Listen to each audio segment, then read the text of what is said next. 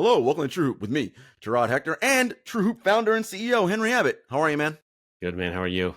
I am good. David is in LA doing basketball things. Henry, whenever it's summertime, I'm always like, all right, after basketball's over. So in this case, it was late August because, Olympics, and we had stuff to talk about there. I'm always like, all right, what are we going to talk about? What are we going to do? Last year, we did our whole future of the NBA podcast series, which was super fun. It really is more of a future of sports conversation, right? It's going in this bizarre direction, like most things in the world are.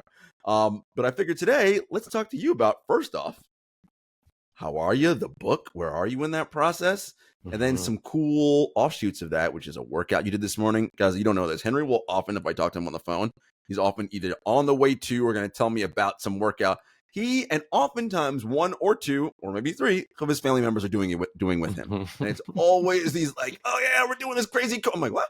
What are you guys doing? Jumping through mountain bikes, going down mountain? What? Okay, sounds cool. That's the secret of the Abbott family is outwardly we're dorks.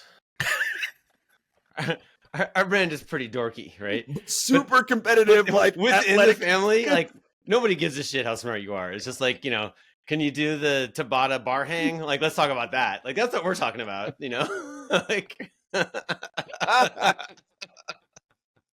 you see my texting with my daughter Molly is it's majority is tough workout today, and she's like, I'm gonna do it later. And it's so funny because when Henry would tell me these stories, I would always be like, I would assume his son Duncan is the super aggro, it's no, that would be Molly. Totally. 100%. She's scary motivated. She hated running, absolutely, just wouldn't do it, no interest. Okay. And then one day was I'm going to train for a half marathon. And now she's done several half marathons. She's just loves them. Just powers through. I don't know if she loves it, but I know that she's not going to be stopped. Got it. Right? She's just kind of unstoppable in that way. She's the one. Yeah, I think we all have a lot of drive, I guess, but Molly's the one that is I don't know if you could put some special glasses on and see drive, you would see she'd be glowing red. Right? I'd be orange, Her heat map is whoa, yeah. Pull that red. Okay. Yeah, for sure. So is she also super competitive too?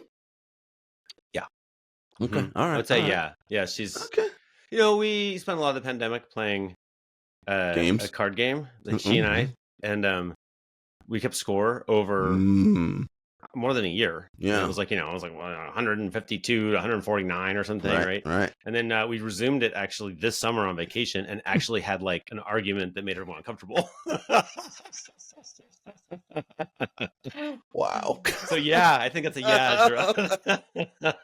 Exciting times over at the Abbott house. Good Lord. Don't engage Molly in any kind of competitive games unless you're really compared to compete. For real. No, she's she'll make it fun. She wants it to be fun. She's very smiley and sunny, but deep down, she's but underneath that is I'm going to cut your. She's throat. not going to throw it for to make you feel good. That's not definitely not. What's the point of that? No, absolutely. That's not what we do. Yeah. All right, your book is coming out next year, 2025. Right now you're in the salesman / artsy / right. Your author hat's kind of okay, I did that, but now it's we're moving to the production sales side of this thing. Yeah, I went into New York and had an in-person meeting with the people at Norton who are publishing the book, and that's kind of cool, to be honest. It's been such a solitary pursuit, right? Mostly in this room I'm in right now for years, and but now they're people care about this. They're excited about it. Many of the people had already finished reading it, and it's so great. They're just I got to talk to you about my shoes. Or I got to talk to you about my knee. I got to talk to you about whatever. People are identifying pretty hard with just the conundrum of owning a body that you want to have be an athletic body, right? Which is what the book is about. And so that's been fun. There's a thing that happens. So this whole thing has been in Google Docs for me. Yeah. And I delivered it by sharing a Google Doc because it's 2025 and that's what you do. Correct. But when you get more advanced, what happens is it goes to Microsoft Word. Ooh. Which I had to purchase. You're back. Yeah, I don't know if you've gone. There's online Word. So I was able to. That's just free. So I just used that for the legal review. That was sufficient. But now I'm in copy editing, which you is can't use that. Yeah, you got to use regular. 90,000 word document with notes in like every sentence. Mm-hmm. Not that I'm not a super clean writer, Jarod, but there are notes in every sentence. Listen, who writes a book that has no edits and no notes? Nobody. Not me. I don't know. Definitely not me. So I got some work to do there, but that's all in Word. So I had to actually buy Word. I have like a modern Apple computer. I had to take it back to 1982. I'm like, I hate it. I hate I'm with you. Word. Oh my God. I'm with you. When I first got my Mac, I remember like my first Mac years and years ago, almost probably a decade plus, 2 decades ago. I had to get the Microsoft Office suite because I was like, I was still working at a company that used all those products, and I was like, shit. Well, if I'm at home doing something and I can't be screwing around with a Mac. It's annoying. Now I'm lucky. I don't need any of those things. But hey, man, that's what it is. I do feel very lucky that I don't usually have to use annoying software. Like it can ruin your day. And I know people get better at it, and people who love Word, and that's fine. But Google Docs to me is like, it solved so many. As a writer, Google Docs has solved most of the world's problems. For sure. It's wonderful. It's wonderful. I mean, everybody should use it. But then, there's all these reasons why they don't. Yeah. All right, so your book's about movement in the body. And the thing about our body is, folks, we only have one of them, sadly, right? Mm-hmm. And it starts breaking now, or we get a little nervous and get a little worried because I got to replace stuff. But did you do a fun workout this morning you want to tell me about? Okay, so okay. Like the most annoying conversation of all conversations is like, let me tell you my workout, right? Like this is like, you just can't. I find it quite interesting, actually. You do? Okay. Yeah. But not from like weirdo, like aggro dudes who are all roided up. Like I don't want to hear from those dudes. Like that shit's fucking stupid. I spent like most of my adult life, I've done some kind of workout in the morning, and then I'm like high on drugs from the exercise, basically, and caffeine. Mm-hmm. And then I want to talk about it. But it's like, not everybody doesn't. It's just not their business. It's just not. But I'm here. Let's go. Man. So I just have suppressed it. I just like don't talk about it. But I was like, no, today I want to talk about it. Okay, so and it's going to connect to the bigger conversation we're going to have. I promise. But okay, so here's what we did: 6 a.m. at the gym. That's it. I don't know, probably 16 of us in the class. Mostly regulars. We're mostly like the same folks, and we make fun of each other in a kind of a fun way. Nice. So first, you do some kind of warm up, bench press workout. And then we get into the heat of the thing, which is their scheme is 40, 30, 20. So love those. 40 dumbbell hang cleans. All right. So this is where, if you're not a weightlifter, this is where you're dangling a short weight kind of with one hand between your knees as you stand there, and then you throw it up over your head, straight up. Then you switch hands to the other side. So 40 of those. I think I chose a little bit too heavy of a weight. This was very hard for me. Rule number 1. Yeah. 40 is a lot. Okay. So we did dumbbell hang cleans, 40 sit-ups, 40 calories on the rower, 40 more sit-ups. And then you go back to the start and do 30 of everything. Yeah. Then you have to do 20 of everything. Yep. And great workout. I felt very exercised, but I'm hungover. Henry. We had some we went to some friends of ours were in a competition at Asbury Park yesterday. So we went to watch them and cheer them on, and then he did very well. And one of them, it was her birthday, and they won a prize and some money and let's have some drinks. And then we realized they weren't really going to celebrate her birthday at all. So we're like, oh, do you want to come over? So then we hustled home and my wife made a cake and we made some dinner and I just everyone was drinking white wine and I was drinking red wine, and it's the only reason I know that I drank the entire bottle, which brutal. And I'm kind of a lightweight these days too. And it's more the red wine than the lightweightness. That's just the tannins were hit. Yep, that's not ideal for your optimum self the next morning at a workout. On the rower, you're just like all fucking bad. Wine, fuck. Dehydrated as fuck. This is partly why many elite athletes limit or don't drink at all during season. Yeah. Because guys, alcohol's fucking poison. It's not while you're drinking it, fun, super great, you're having a great time. Whatever you want to do the next day or within, often struggle, especially as you get older, right? It's because your body doesn't clean that shit out as fast as it used to. You remember when you're in your 20s, you're having a great weekend in school, whatever. You're fine on Monday morning, all good. Not when you're in your 40s and 50s. Not great. You gotta choose carefully. Choose really carefully. Yeah. It's it's really worth it. And the other thing that look, if I had 2 glasses of wine at You're dinner doing last fine. night. Yeah. There, that moment of the dinner where I sort of want another glass. If I just didn't, you're right. It's absolutely fine. Mhm. Life is fine. Yep. But just a little kind of whiny baby inside you. It's like, nah, I want another one. Right? like, That's exactly what it is. And like, you're like, all right, fuck it. okay. So, this is a little example of thinking fast and slow, right? This is like last night. I was in the moment, loving it, had a great time. Yeah. You know, in a way, no regrets. That was all the fast and the emotional. What? Okay, Yeah. but the long-term slow thing would have been like, okay, but tomorrow at 6, you have to do this workout. And then after that, you have to conduct your day.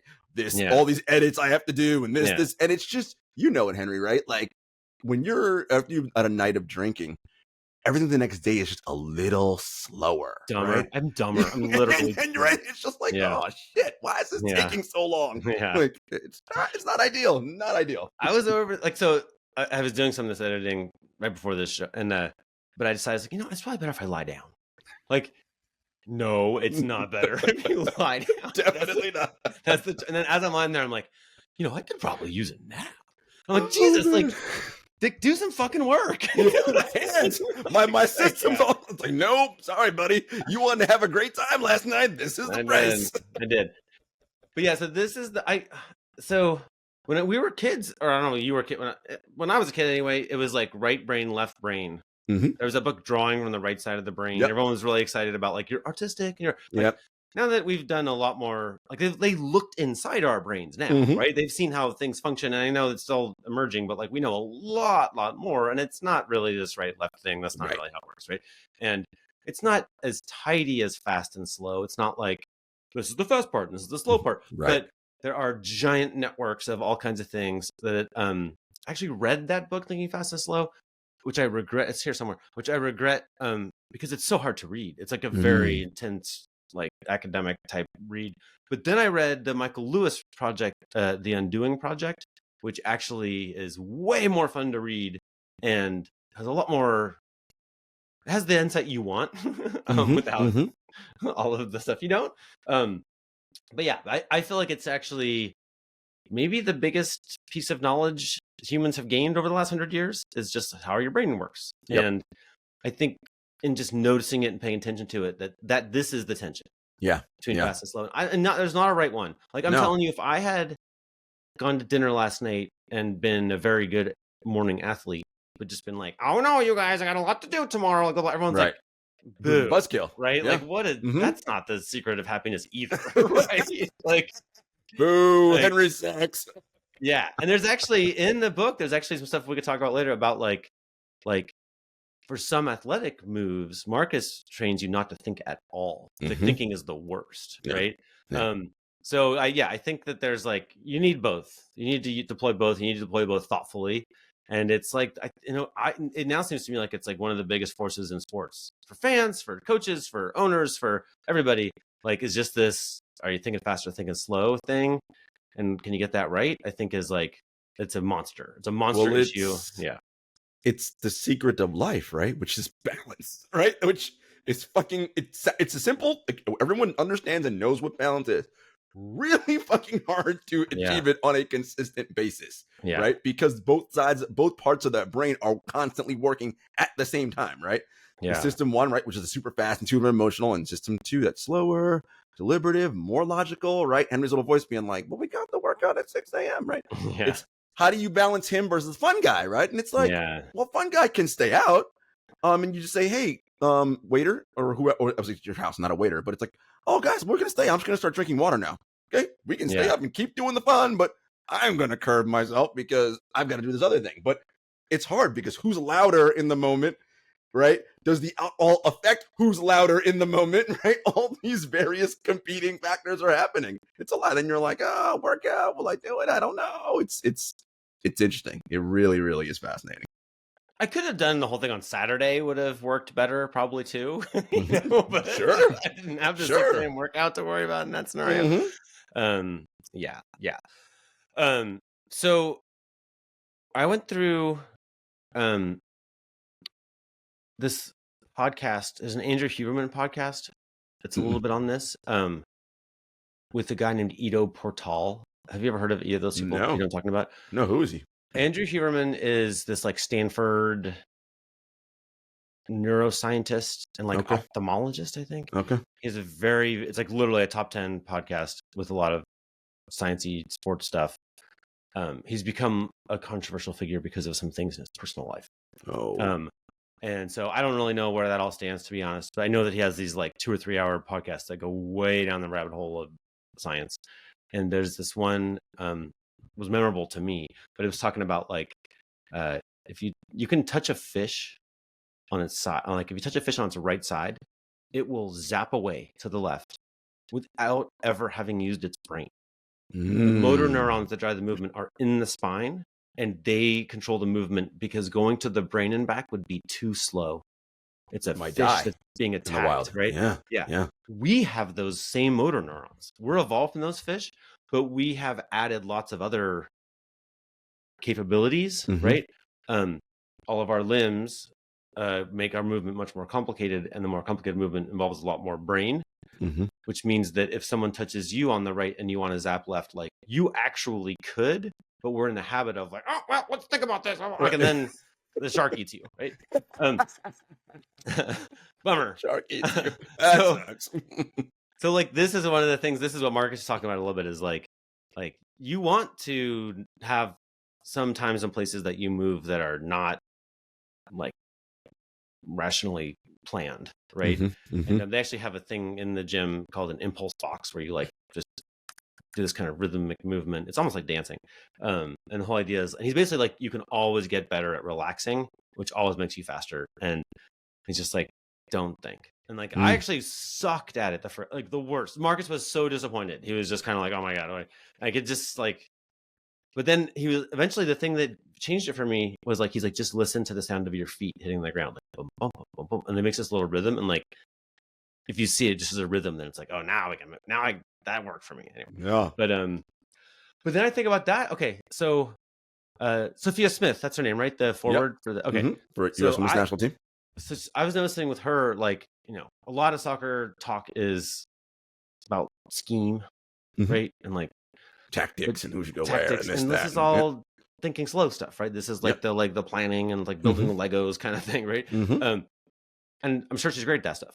But what you can visibly see that she's elite at is like, there are moments where there's like a forward pass and there's a ball that's in dispute, and she turns her body into that fish, right? And just goes.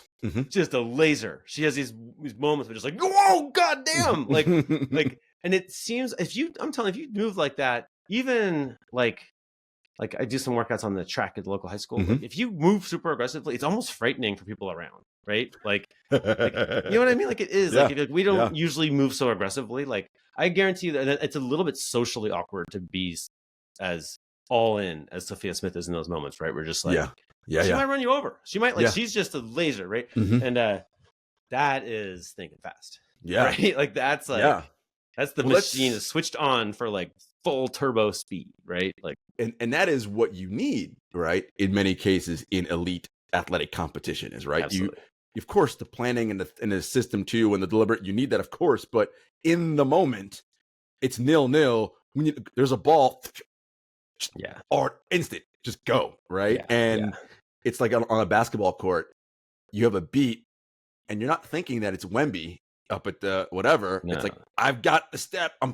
Go. It's just, you might get, who cares? Like, you just go. You might not actually. You might actually get the dunk, and the whole crowd goes nuts, and your team's in, oh my God. And then it leads to this 10-0 run, and you win the game or whatever the hell, right? Like, it's these interesting things, and you converse that with people who clearly think in certain moments, right?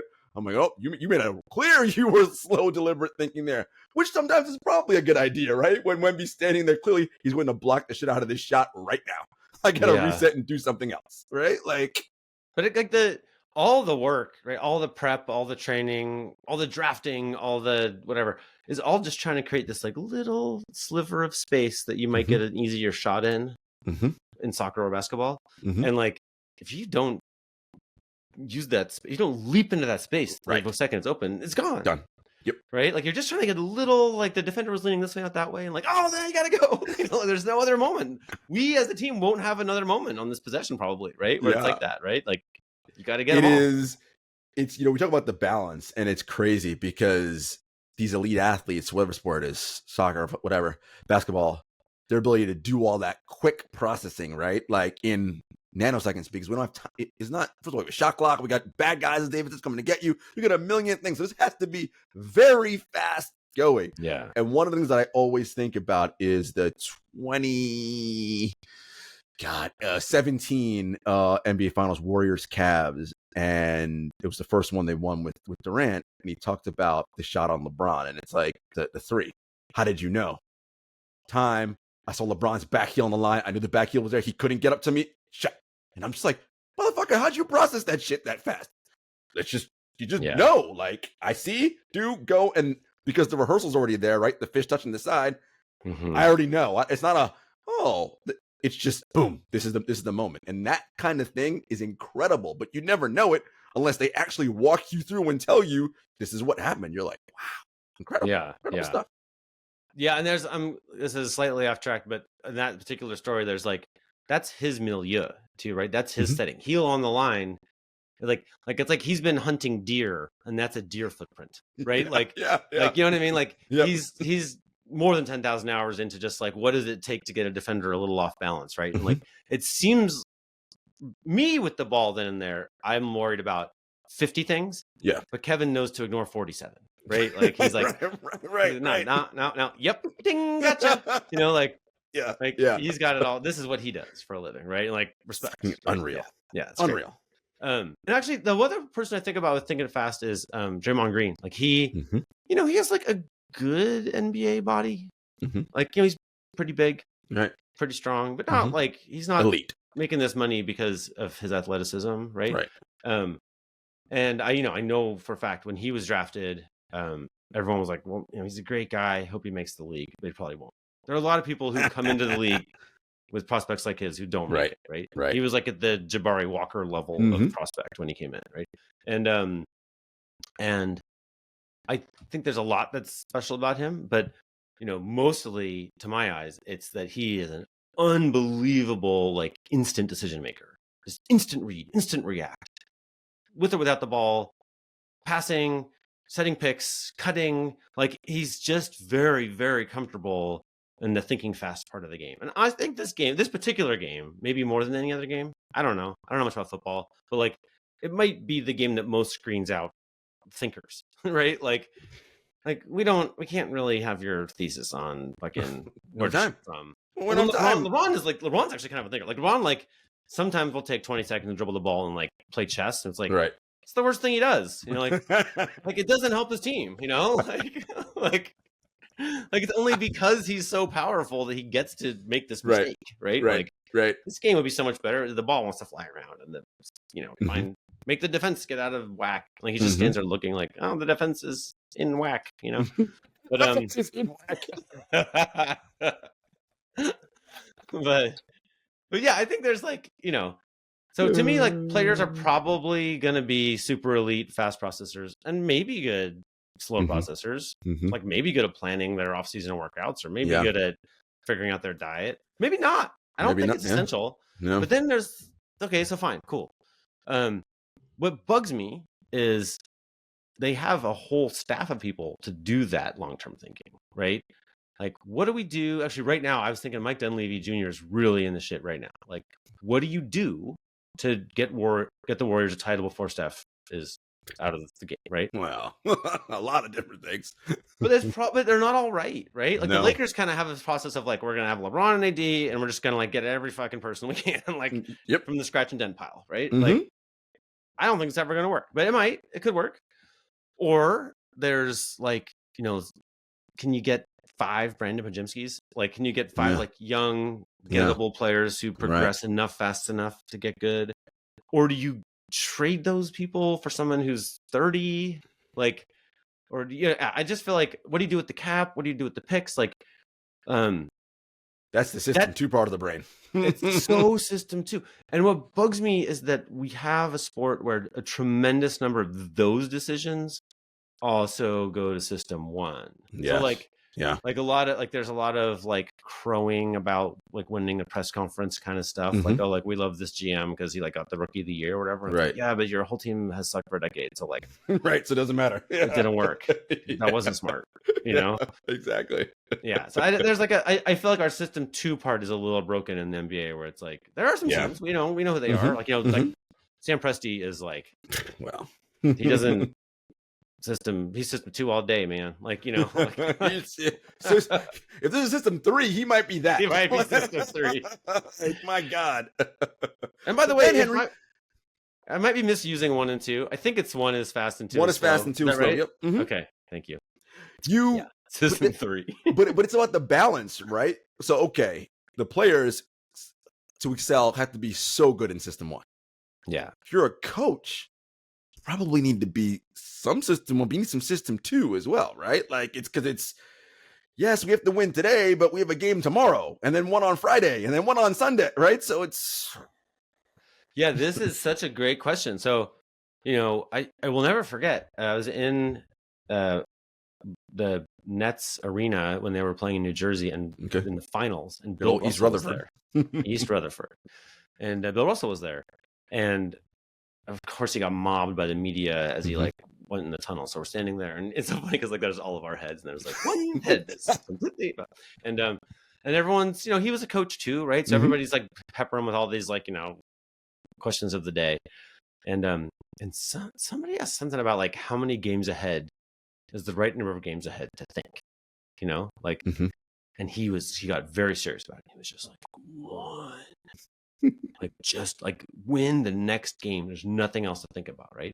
And like I think that's been on my. He's like the winningest dude fucking ever, right? Like so respect. But I think that's probably a perfect thing to say. Perfect thing for every player to believe. A perfect thing to say in the locker room. But somebody needs to think about the salary cap, right? Somebody somewhere needs to think about like the 2026 roster and the 2027 roster, like, or those things are going to suck, Not even that far ahead, Henry. Someone needs to think about if it's October. Someone's thinking about December, right? This is the thing, yeah. And like, and I always think about Brett Brown would talk about. He had this. We would used to have him on quite a lot on the previous version of a show like this, and he was like, Greg Popovich is the best in the world at delivering them to April. That was his line. Like deliver. He would get Manu to April bouncy, right? Like if your team isn't delivering your players to April in good shape, like not good. You're getting an F on a very important test. You're 100% getting an F on the test. Yeah. And it's how do we? Because I mean, this is so much you can argue. This is like sort of a core tenet of what we do at True Hoop, right? Is how do we get teams and just sports in general to understand that fact if it's going to continue in the model it is, which is this big end of season tournament where there's a big trophy is the only thing that matters. Okay, well, if that is what you were telling me, then October, November, December can't matter as much, right? It has to matter less if the goal is to get to. And I think Pop, I love that you brought him up, is kind of the great example of this. Now, of course, it helps when you have Tim Duncan and Tony Parker, like pros who do what they're supposed to do, who understand it's okay if I don't play my 40 minutes today or whatever. He's saving me for later. But there's some pros, Henry, who like you can't do that to them, right? They don't want to be sat. They don't want like any of that. No, I have to play every day. And if they say they're playing every day, guess what? They're the ones in charge. They make more than you do. They're playing every day. Yeah, and that's the part, like, and you can go far in this career by just kissing superstars' ass, right? Like, it's just, so if you're the coach who's just like, well, Mr. James said that he wants to play more minutes, like, you're hired. Yeah. Right? Like, you're not, a lot of people don't apply their own knowledge and convictions in their jobs, right? This bothers me a lot, right? It's like, you're making a lot of money, fucking do your job, right? Like, but like there's a kind of a careerism, which is, where it just doesn't make sense to get super bossy with, Jimmy Butler or whatever. Right. Nope.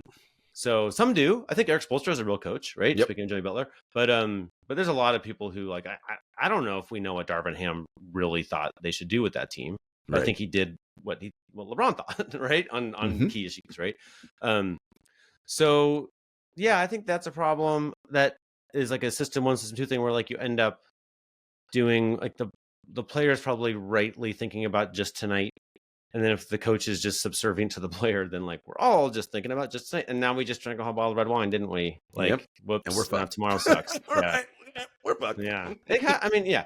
And so another way this could go though, so is knowing that like, when they open the gates at the beginning of a horse race and like the horses are going to run. That's what they're going to do, right? Yep. Because they're athletes. Yep. They don't like being in the little box, right? No, they want to bust out and go. I'm like that too, right? Like I get it. Like I want to go too, right? So knowing that when the gates open, the athletes are going to run, like maybe we shouldn't have a setup where if they do run the whole way, they break. Yeah, correct. Right?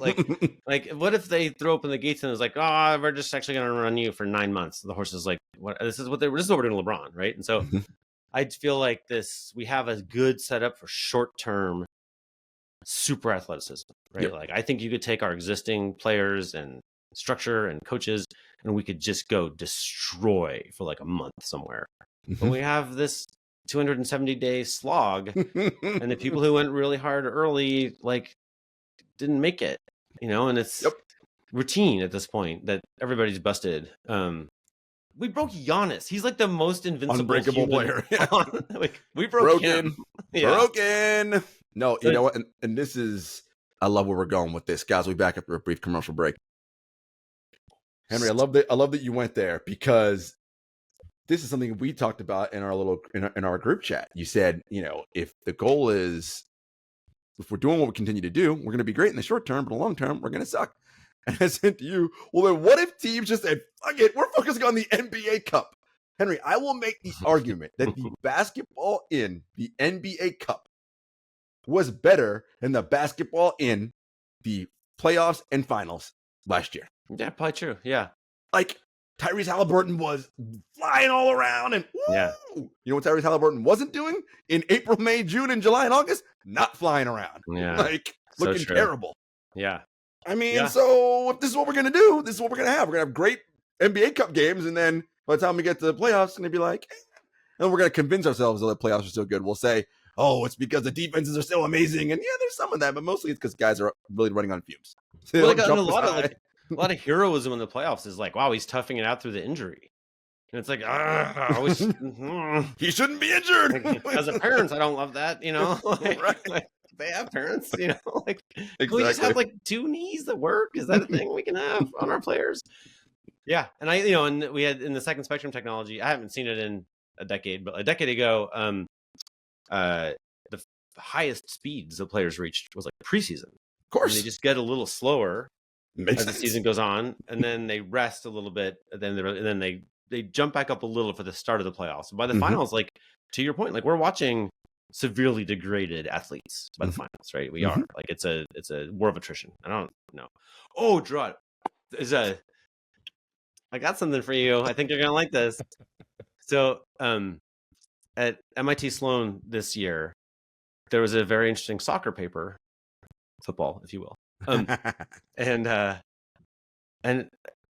we should look it up. But basically, as I recall it, they were like, what would be the model of like how you deploy your players to reduce injuries, right? So they don't get too spent. And so they had kind of algorithmic setup. Oh, and it was based on like your schedule. So like if you're going to play against this like super fast pressing team on Saturday, you're going to want this lineup ready for Saturday, which means you're going to play these people on Wednesday. Like it's kind of like clever. I love that.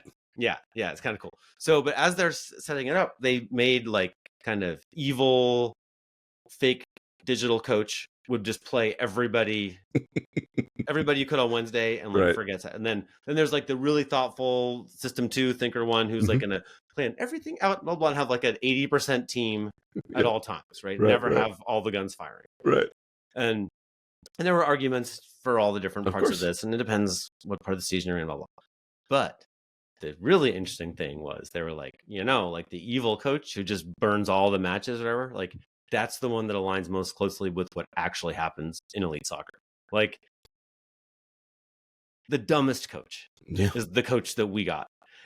Shit, right? This is too bad. These are very real. Like these aren't just it's not just an inconvenience for me as a fan of whatever team. It's Right. also like people's real ligaments are getting Yes. torn here, right? Like, and we're doing it. Through a fog of misunderstanding, I feel like we're doing it. And I think there's fans are part of this. I'm a fan. I love fans. Yep. But like fans tend to have the impulse of like, yes, play now. We did it. Yeah, I'm going on Tuesday. you better be playing on Tuesday. Like, yeah, everything has to go my way on Tuesday. Like, fire all the guns on Tuesday, and then it's like, well, that was Tuesday, and you just drank a whole bottle of red wine, and now we suck on Thursday. Yeah, well, yeah, because I told you, right? But yeah, and I get it, right? Because as a fan, but I spent my money. I want this thing that makes me feel good about myself to happen the way I want it.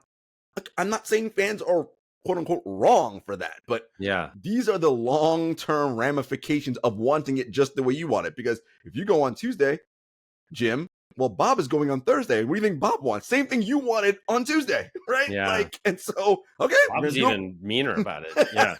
We're going to do it for Bob on Thursday. Great. And we're doing it for every fan every day. And then by the time the end of the year comes, we're gassed.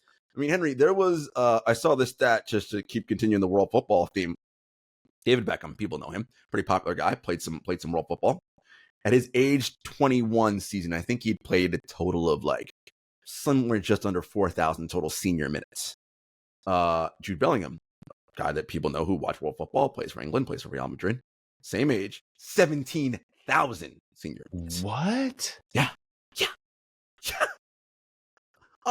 That to me, red flag. Like, and again, and I don't care how much more finely tuned of an athlete Jude Bellingham is. That doesn't matter. I mean, it matters, but it doesn't because the ligaments only have so many motions in them, and once it's over, right? When it's over, and I'm like, this is a problem, guys. Like, this is not good, and this is just where we are with sports. And we have a weird. I don't understand this, but like Jim and Bob, your friends, like, they're spending a lot of money. They are. Yeah. And I think they're entitled to like a show, right? Like, I don't want to begrudge them that, right? Like, but so this means like, well, I don't know. Let's use the Lakers for fun. So Genie Bus is selling them these expensive tickets. Genie Bus is taking the money, right? The Bus family's taking that money. And what they're selling is like 82 nights of LeBron and AD flying around, right? But they don't have 82 games of LeBron and AD because LeBron's old as shit. Like, so what you could do a little probabilistic model and be like, we probably have 60 games of LeBron, but they sell 82. And then when LeBron is out for 22 games, they get mad at LeBron. Right. Yeah. Like, right. Genie took your money. Exactly. Not LeBron.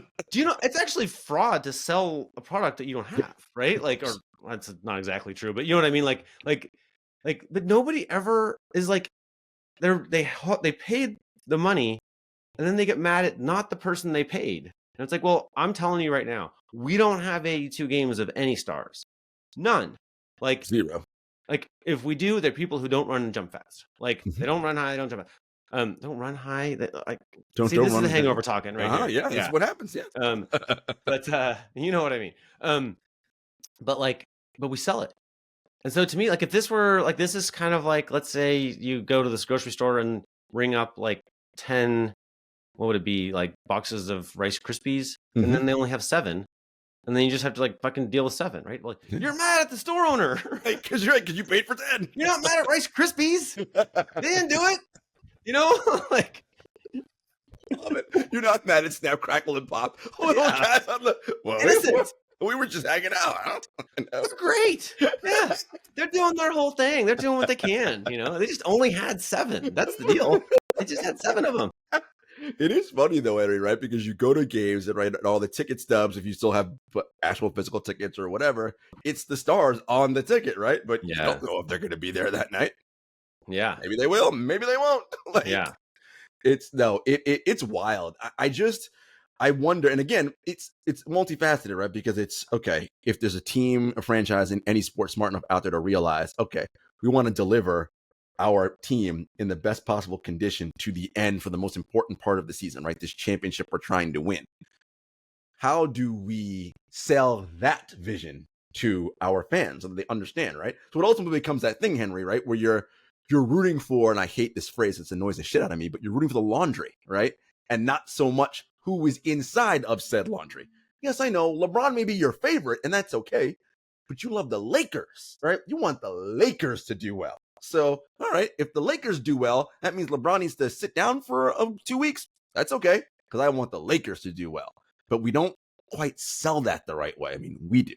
Not to pat ourselves on the back, but how do we sell that? Yeah, I mean, football plays once a week and they kill it as a business, right? Mm-hmm. Every time everybody sees a football player, they're all in.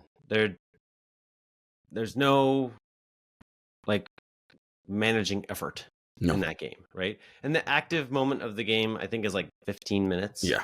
You know, like, so they're doing 15 minutes a week. Mm-hmm. And well, actually, no, then that's even halved. If you're a quarterback, right? So you're doing like 7 minutes a week, right? Mm-hmm. Like, this is an amount of work that bodies can handle, right?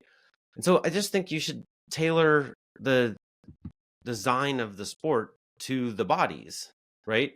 So, you know, what can we really sell? Like, what do we really want to see LeBron do? And the answer is like, you know, catch a pass like so high up there, and then like stare down a defender, maybe draw a foul, and just fucking rock somebody's world, right? Like, that's the special thing he can do, right? And like, I mean, he can do a lot of special things, but that's like a pinnacle thing. There's for me, maybe the greatest basketball play for like sheer athleticism I've ever seen is 16-year-old Zion versus Gray Collegiate Academy, where this kid like throws up a absolutely regular shot, and he's a regular looking high school player, and 16-year-old Zion Williamson leaps like so that his hips end up well over this kid's head, and just grabs the thing, and then he lands and he dribbles through 9 players, and then he hammer dunks it over everybody, and like, it's so, and like the whole place is just explodes, and I think it's a road game. And like, that is so fun in this sport at its best, and like, and it just isn't sensible to do that in the NBA, because you need to save your energy, and you need to protect your ligaments, you need to be timid, and like, what a bunch of dicks made it so that Zion being timid is a smart thing, you know? I want him the least timid you could possibly imagine. Like, I want him audacious, right? So how many times can we get that going? Like, you know, our guy from the Mayo Clinic, who's looked into this as much as anybody, Michael Joyner, he's a genius. He's like, you can go full max effort. The most anyone can do it is 5 times in 2 weeks. So it's like, there's a guide. There's a handy little guide for us to follow, right? This is, I've asked the NBA, I'm like, do you have a scientist who will say that they can go 5 times in 1 week, or 8 times in 2 weeks, which all happen regularly in the NBA schedule, right? And why are you so crabby, Henry? You know, like, why are you so crabby? Just drink your wine. Shut up. Like, but I think this is the right place to start. Like, not for the players to worry about this, not for the coach, but like up here in designing schedule land, right? We should ask, like, what can Zion's body, like, the most precious thing we have is like LeBron's body, Zion's body, Steph's body. Like, what can those bodies do? Like, then let's sell tickets for what we expect is likely, you know, as opposed to, I mean, Larry Bird played 82 games. So 82 games, you know. Not great. I don't know if you guys want to go back and watch those 82 games. Didn't all look so great. Dude missed seasons. He broke a bunch of shit, and he retired, I think, at 32 or 33 or something. He retired like young as shit. Like, you ever see him walking around these days? Not pretty. Yeah. This is no model. Yeah. No. Yeah. And it's, do you believe, so of course the pushback, of course, is, well, Henry, the economics. But I'm a firm believer that people will pay more for that system that you're talking about than they do now for the current system. Well, I hear it. You know, like, Ben Aronson has been on the show many times, and he's like, it's like, TV wise, a regular season game is like a Seinfeld rerun. It doesn't have great income, and you just need volume to make the money. So that's the lane we're in, and I understand why we have the volume. What we don't really know is, like, Kevin Arnovitz's incredible MIT Sloan talk about, like, prestige dramas, right? This is, as a money-making venture, this is just a TV show, right? Like, that's really what it is. And, like, you know, like Game of Thrones, I think the last season was only like 6 episodes. And, like, I I don't know how it did as a business, to be honest, but I gather it did pretty well, right? Yeah. And so, would it have been better with 82 episodes? Like, Probably not. I don't think so. Like, Yeah. it just gets kind of tired. And an NBA game to me, like, is just not a big event. Like, if I tell you I have football tickets, people move things around to come to the game. It's a big event. They play at home 8 times a year, right? Right. If I have NBA tickets, they cost the same. They cost just as much. Right. But and like, people are like, maybe, like I'm kind of busy. I gotta help my kid with their homework or whatever, Help my kid with his homework. Wow, NBA getting really the short shrift here. Football, I will move the earth. NBA, my kid's got chemistry homework to do. I don't know. It's just how it went. I'm just no, don't shoot the middleman, but yeah, to me, like, it's worth exploring, making it more precious, right? As you say, making the scarcity thing, because it was unmeasurable. Is like when LeBron can really play all out, right? Is the sport much more popular on phones, right? Where like strangers, people who are casual fans, see, like, there's a regular Lakers game, LeBron's not going to do anything that like lights up China. But if you have him play once a week, and he really gets in the habit of going back, it might be very different. He might sell twice as many shoes, right? Like, I don't know. Yeah. But those are the things that are in play, and the fact that we've never explored what happens if the players are fresh to play for the games. Like, we haven't addressed that possibility, and it seems like worth exploring. Just a little bit. I mean, again, with the TV idea, and I know it's different because this brings in non-casual fans, but this is what we're talking about. How can we capture what happened in Paris with Team USA for the NBA? Yeah. We can do that, right? Because if LeBron is only going to play your favorite team, let's say you root for the Knicks. You see LeBron twice a year, once at home and once in LA. That's an event, right? Like, that's a thing. Like, you're excited about that. Like, and again, I'm a believer that you can structure the money differently, and people will pay more for that. And you can do, there's a million things you can do differently. I don't really care that jerseys have the team name on the front. Like, I know what I'm watching when I turn it on. Like, it's not hard to be like, wait, who's what team? Fucking put patches all over those suckers if you need to sell. Yeah. I don't care. Yeah. What does it matter? Like, what matters is LeBron doing the amazing thing on the floor with the basketball, not what his jersey looks like. I don't give a shit about that. Yeah. Well, it just doesn't, like, in the case of LeBron, he goes around 30 stadiums and does his magic, and it's compromised by fatigue at every stop. Like, if we look around, like, I know everybody wants him to be in their arena, but like, the fact is, it's just not a good use of his time for him to play a locally televised game in Sacramento. Like, it is if they're at the top of the standings and they're exciting to duke it out. That's cool. Right. But like, the NBA has already made clear in the rules that like prioritizing nationally televised games is a worthy thing, right? And money wise, these local games don't pay LeBron's salary, right? They just don't. I don't know. So we have a 2-tier system that the NBA created, where like, I think they have 100 and I don't know, maybe in the upcoming deal, I forget the number, but something like 150 nationally televised games a year across all networks. 10% of the games are paying all the bills. And this other 90% are breaking people. And it's like, well, I don't know why we have a 2-tier. They don't in football. They don't have a 2-tier system. They have a 1-tier system. Like, everything is the Super Bowl, right? Like, pretty much every game is all in. You don't like rest your quarterback for rest purposes, right? You're playing your players, and unless they're hurt. And to me, like, set it up like that. Like we're wearing out LeBron for dumb stuff that just the number of people actually watching this. I mean, what would be the lowest rated one? Maybe if he's like on the road to New Orleans or something, right? Like, or Detroit, Like, it's not a good use of his time. No. Not use of his ligaments. Not use of his hips and knees and ankles. Like, just, yeah. We talked about this a little bit last summer. You love talking about, because you have Molly's not a teenager, but Duncan is still.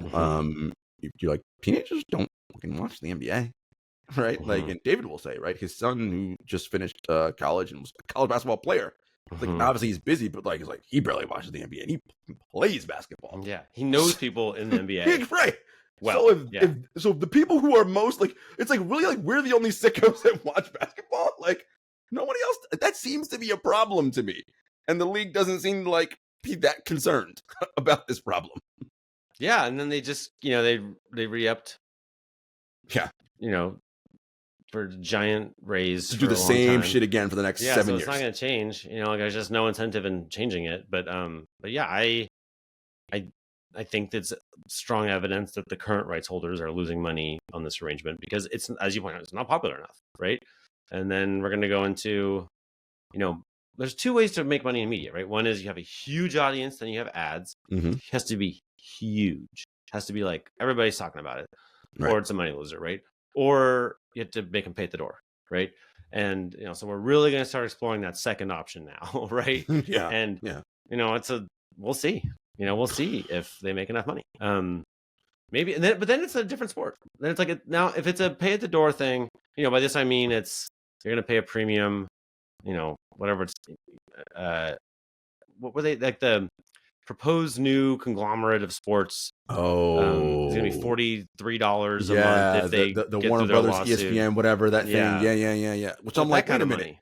So I'm like, so I have to buy that now? If I want, like, what's I happening? know. We'll see what happens, but I'm very confused. but if something's $43 a month, then you're not going to often find yourself in a room full of people who know about what happened last night. Nope. Right? Like it's not going to be a thing where everyone's like, oh, I see the next, if they succeed in getting us to pay that much, they're going to get, they're not going to get tens of millions of people to do that. No. Right. So anyway, I right. It has been, it's kind of fun to be in New York when the Knicks are good. Sure. And like Super fun. everybody on the subway has the paper with the back cover, and it's just like, it's awesome. Patrick fucking Ewing or whatever it says on the back. Yeah, no, it was great. Fun, this summer was phenomenal. Jalen Brunson has become the king of New York. Like, it's super cool. Yeah. I don't know if I go outside right now, I don't know if anybody's thinking about the New York Knicks if I walk down the street. Do you think that there are like 17-year-olds who watched those entire Knicks playoff games? I mean, if their mom and dad forced them to, maybe. Like, honestly, like, I don't like. To be fair, I don't know many 16, 17-year-olds. So that, so let me put that straight out there. And like, my friends who have kids, they're like a little bit younger than that, or maybe but I doubt it. There's too many other things to do. Yeah. Like, you want me to sit through a 2.5-hour game? It's a long time. With commercials, and why? Like, I really do feel like the commercials, like, I don't think, I could be wrong, but I don't think my kids watch 2.5 hours with commercials of anything ever. Like, why? You why just don't have to. Yeah. You're right. There's no need to do that. Yeah. I mean, look, if you really cared about basketball that much when you were young, the condensed version on YouTube, fucking great. Pretty good. You know? Yeah. Or I'll do like I'll be like their sommelier, right? And I'll be like, now is a good time for you to come in and watch the last 2 minutes of this very exciting game. Right. Like, there's a lot of that. There's a lot of that. They like that. Like, ooh, so you're fighting that, right? So then there's like this perception, right? That perception is reality, that people think about the NBA. When people like know what I do, they always say, "Oh, the NBA," but nothing matters until the final 2 minutes. And it's very hard for me to come back with a comeback and be like, "You're kind of right." You're right. I mean, final 2 minutes are pretty fun. Right. I mean, that's I'm like, well, that's. You're right. I mean, it's. Yeah, I hate that. I used to just get so mad when people said that, and now I'm like literally like, well, there were 3 playoff games last night, and I only had time to watch like 1.5. So let me fast forward to the final 2 minutes. Exactly. We do the same thing. By the time it gets to the playoffs, I'm like, there is no way. So it's like, all right, I'm watching the first game or whatever. Second game's on Synergy the next morning, and it's literally like, we're watching the fast. Oh yeah, cut that out. Oh, let me get to this part. Like, because you just can't. So I don't know. It's the greatest thing ever. Yeah. Oh, it is wonderful. and then again, when the NBA gives you the league pass or whatever, and you're watching the condensed version, oh my god, like, it's a godsend. Look, again, this is not.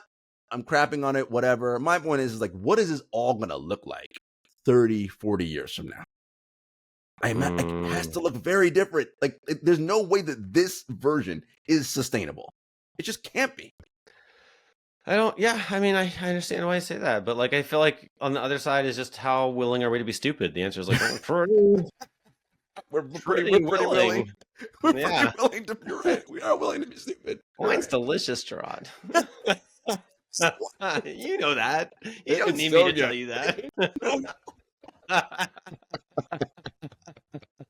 Oh man. Yep, and there we are, folks. No, I mean, come full circle. That's really it, right? It comes out to but the wine's so delicious. Okay, Yeah. well, it is Yeah. what it is then.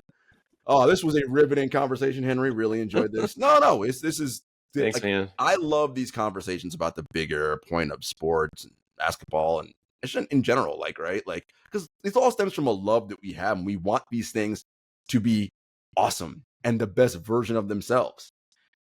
And, we're we're so far away from that, like we're just not. The players are doing great. The players are great at their jobs. I feel very Excellent confident at their saying jobs. that. Yeah, everyone else to be determined. Not even, everybody else, so far we're going to give you an actual grade. You're all failing. Like, you're all I think failing. there's tons of people who work brilliant people work super hard in the NBA. Like, but they're usually what they're fighting against is the structure of the league itself, or the billionaire, or like it's mostly like these kind of like self-inflicted wounds of just like, if we could just get people working all their brilliant hard work on like actually better players or winning basketball games or better skills, whatever, like also David does, right? If we could actually like center those things in the conversation, like it'd be so much more fun to watch. And you're right. And it's this, the goal is, right, if we're a part of a functioning team, is we want to win, right? And we want to, and the way we win is delivering our players to the most important part of the season in the best possible condition, right? You think about like when you're creating an organization, right? The mission, the vision, and the values, right? And David always says, everybody rowing in the same direction. A team unit, to me, seems like the perfect incubator for that, right? Because we all want the same thing. Because if we win, then we win. And so, but the fact that like it doesn't work that way is like, well, if it can't work that way in that, of course it doesn't work that way anywhere else, right? Yeah. Like, it's just impossible. And I'm like, this is where we are. All right, folks, we will see you on Thursday. David will be back from LA. We'll have Tales from California. I wonder what it's about. What time is it? 9 o'clock over there right now. He's probably watching some games. UCLA, maybe. Yeah, he had a pretty busy lineup of like this run, that run, this dinner with that player, this whatever. Yeah, he's in it right now. David's in the NBA right now. He's going to report back to us in the real world after. Yeah. I love it. It's a real world. All right, guys, take care. Take care.